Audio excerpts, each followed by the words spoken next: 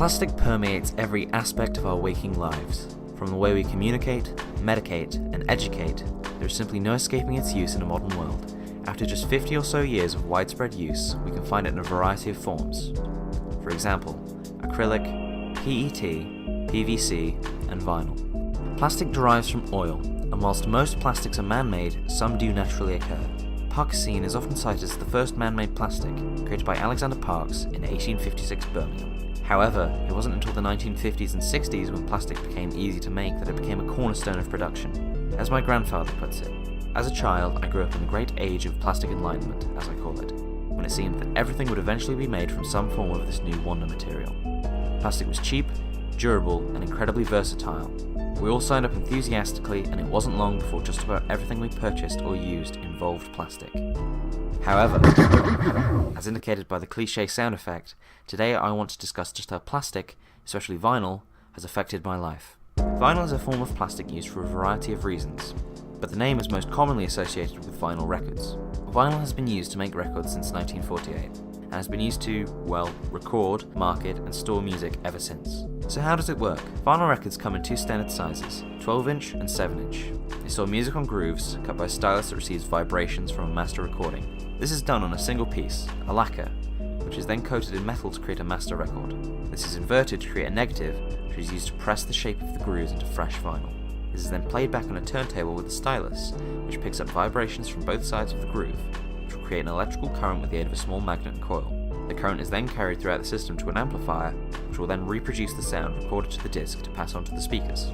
But just how can vinyl bring people together? It can erase the boundaries of sexuality, race, or nationality.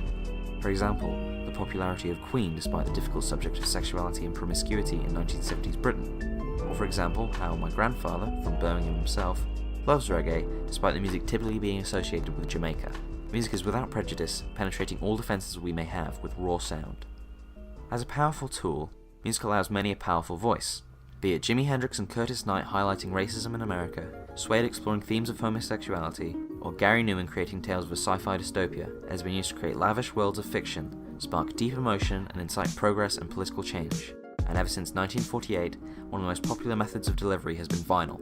When so many memories and experiences are founded on the music played on this wax, they become an inseparable entity for many, including my granddad. Sharing's a wonderful thing, and I'd like to thank Alexander for inviting me to comment on his idea. Although I have always loved music and treasured my vinyl collection, I had never viewed it as a medium for bringing people together, but as the memories come flooding back I see an opportunity. The opportunity to share those memories with the family that I love. It touches us in ways that nothing else can, and helps us remember, emote, and discuss. To recall one of my granddad's stories, it helped him solidify some of his earliest memories.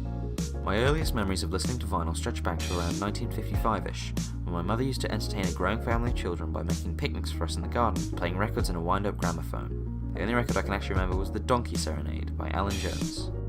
But with a growing global warming crisis and masses of plastic waste across the globe, how can we help reduce waste? Well, in the case of vinyl, we have good ways to do so. The cardboard and paper packaging allows for easy decomposition of materials. Records too damaged to play can be upcycled into various artworks and practical uses, and in some cases can even be melted down for reuse. If I have convinced you of the power of music and vinyl as the medium of delivery, then please, why not pick up that lonely record in the thrift store, or search your parents' attic? By preserving it, we preserve memories, history. The least we can do for the environment and for our own enlightenment is to save a little 7-inch from the rubbish pile.